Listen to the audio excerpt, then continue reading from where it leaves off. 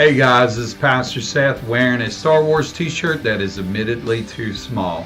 Listen, I wanted to start a video series about the Lord's Prayer. The Lord's Prayer is found in both the Gospel of Matthew and the Gospel of Luke. But I'm not going to even address the Lord's Prayer directly in this video, not just yet. And in subsequent videos, what I'm going to do is I'm going to look at each clause that's found in the Lord's Prayer and then elaborate it then. But at this time, all I want to do is address a couple of simple misconceptions that people often have about prayer. Now I'm going to read a verse from Luke chapter 11, verse 1. This is where we're introduced to the Lord's Prayer in that gospel, and use that verse to help us gently refute these misconceptions that people have. In Luke 11:1, it says, "Now Jesus was praying in a certain place. When he finished, one of his disciples said to him, 'Lord, teach us to pray as John taught his disciples.'" So let's deal with these two misconceptions that I have at least observed in my time as a minister and my time as a Christian. I'm a church brat. I was raised in church. The first misconception is this, is that prayer is not something that you really have to teach. It is something that it comes natural to the Christian. But that is not true.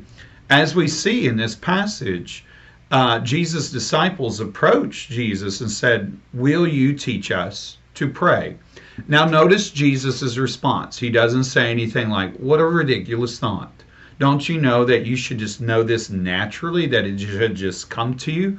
All you guys need to do is go by yourself, and the next thing you know, poof, you'll know how to pray correctly." But that's not how Jesus responded. Jesus did, in fact, honored their requests and gave us what is commonly called the Lord's Prayer.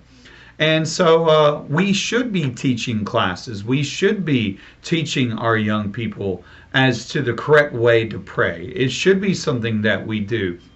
And I think if we don't teach prayer, we'll see an increase of what I call pocket prayers. Now, what are pocket prayers? Pocket prayers are those prayers that you just put into your pocket, so to speak, and you pull them out in times in which you are called upon to pray or whatever. I'll give you an example that it's probably a prayer that you have commonly heard. Let's see. Oh, if you're praying over a meal and you hear someone say, "Please bless this meal to the nourishment of our body." I mean, it just kind of rolls out. Please bless this meal to the nourishment of our body. Or if someone is getting ready to take up a collection or a tithe at church, and they say, "Lord, please use this money to the expansion of your kingdom." You know, what's very interesting, and I'm not trying to belittle people, I'm not trying to make fun of them, but what's very interesting is that I have been in churches both in Kentucky and North Carolina, and I've heard those pocket prayers before. And that just shows you the mass influence that these prayers can have. Now, don't get me wrong. If the person who is offering up these pocket prayers is sincere in what they're saying, then that's fine. But I just wonder, if people commonly say those expressions, they just kind of roll out of their mouth, how much thought are they really giving into their prayer?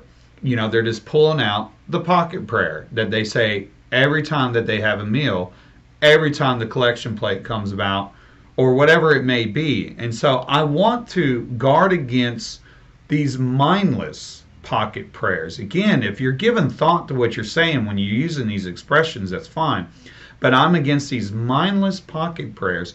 And I think these pocket prayers could be corrected if we did indeed take up the task of teaching on prayer. Classes, one-on-one sessions, challenging our children to give some thought to their prayer. All right, so that's the first misconception.